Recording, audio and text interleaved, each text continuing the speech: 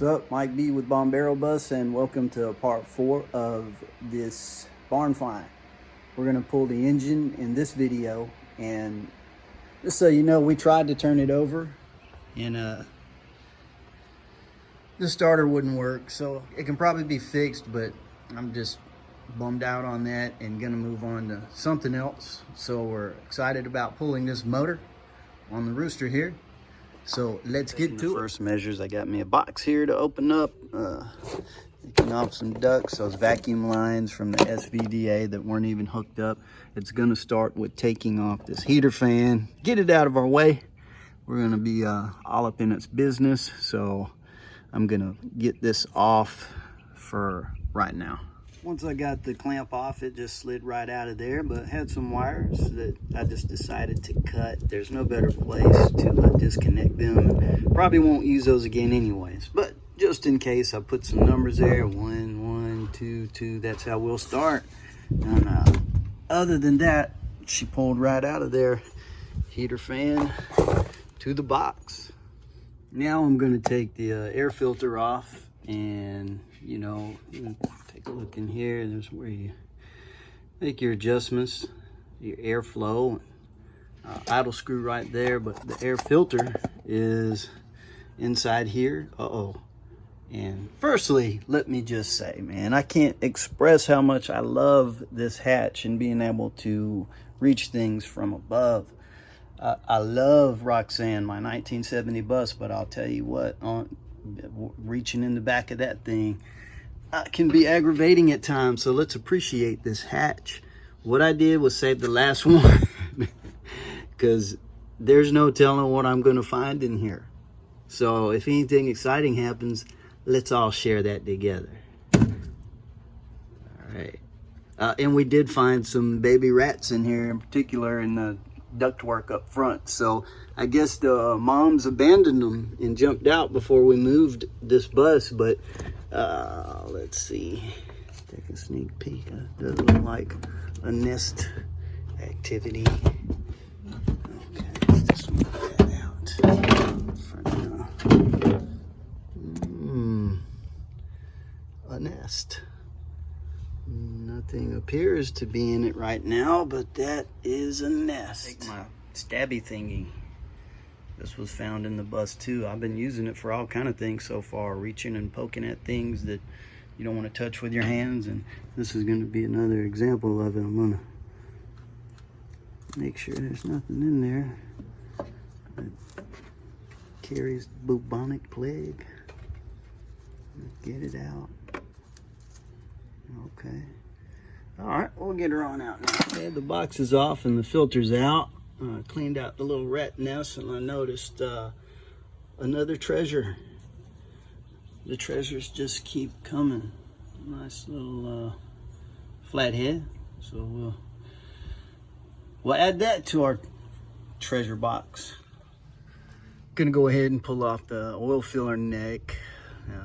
And I'm the lucky one who got the clamps way inside there instead of spun to the outside. And now I'm going to start loosening up some of these tin wear, seeing what it's going to take to massage those out of there.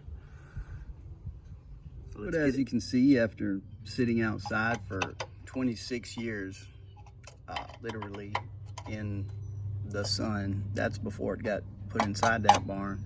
Even the simplest thing like the turning of a screw can be not so simple. So I'm gonna hit those with some penetrating oil and let them sit, and we'll get back to them. And as we start chipping away at all the wires that come through this firewall here and are connected to the motor somewhere, have to be dealt with. So the one I'm messing with now comes through, and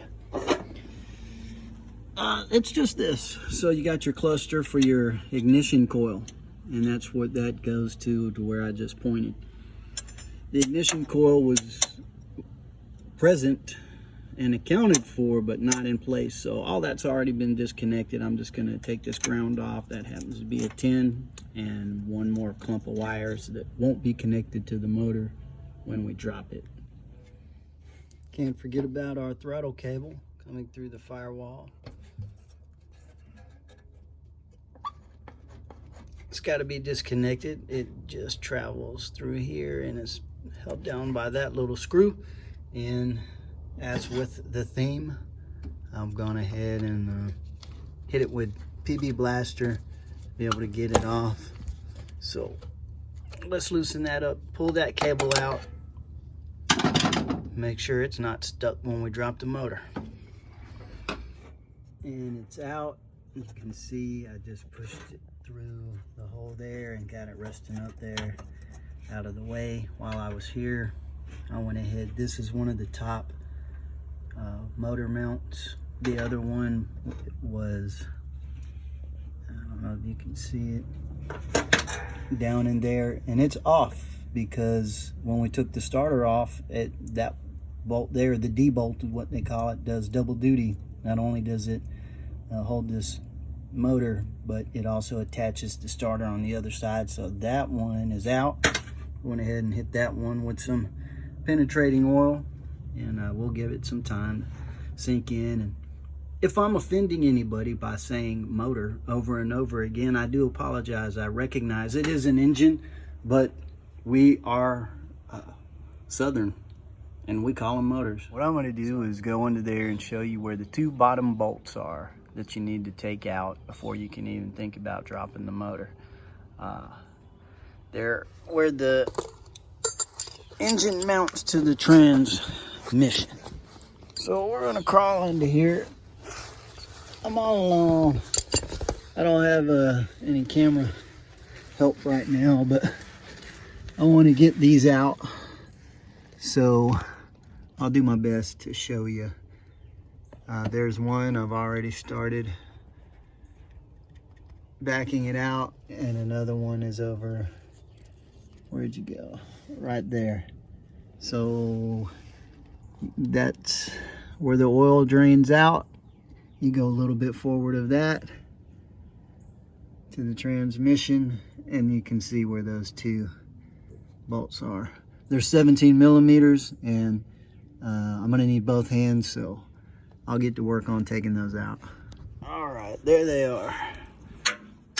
I might have called them bolts, but they're nuts. The studs go through there, and those are the nuts for it, 17 millimeters. So the two nuts are off of the two bottom engine mounts. Pardon me. So then we go back up top to our beautiful hatch.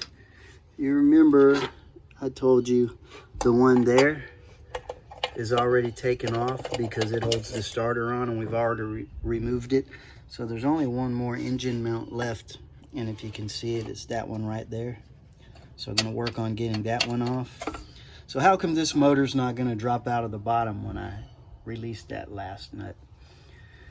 Well, the studs are still going through there, number one. And number two, on these, there's a mustache bar that is also helping to hold up this engine.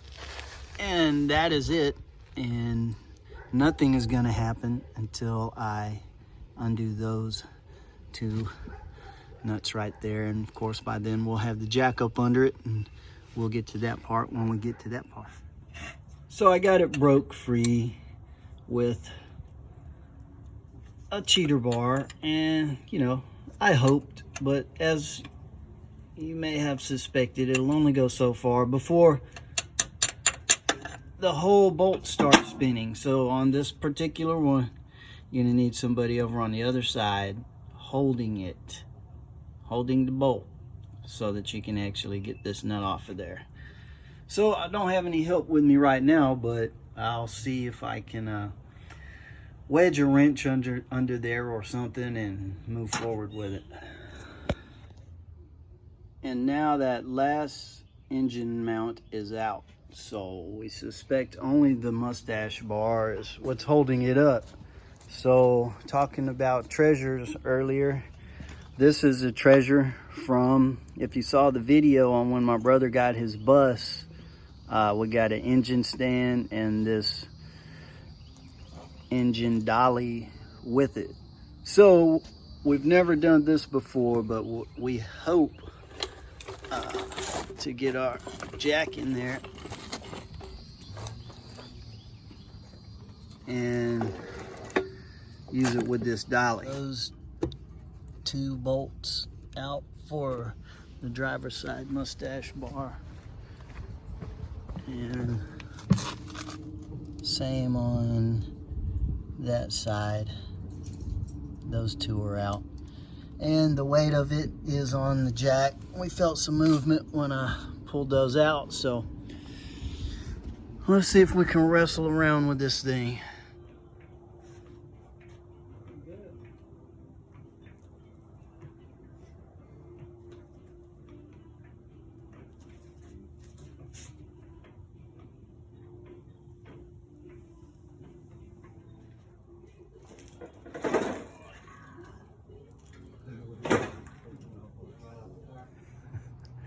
Okay, that was fun. As you can see, we clearly didn't land squarely on our dolly, but it was okay. Softish landing, and we just picked one side up and got it under there, and we're able to get it here on some solid ground. And what I've done since then is the fuel injection. Look, if I can use this again, and here's my intention after some thinking, that I can use this, if it's usable, in Roxanne and get some more power to her. You know, she's great cruising around at 55, and she'll hit 75. Just don't want to stay there for, you know, an extended period of time. So that's a Type 1 motor in there. And if this one works, I might switch it out and see if I can get some more power into Roxanne and pull that one out of her now and just have it as is. Enough for now. The engine is out. Probably gonna look into the Type 4 to Type 2 conversion, but that'll come later. So for now, thanks for watching. If you liked it, please feel free to like and subscribe. If you didn't, leave me a comment and tell me what's up. Either way, thanks for watching Bombero Bus. We'll see you on the next one.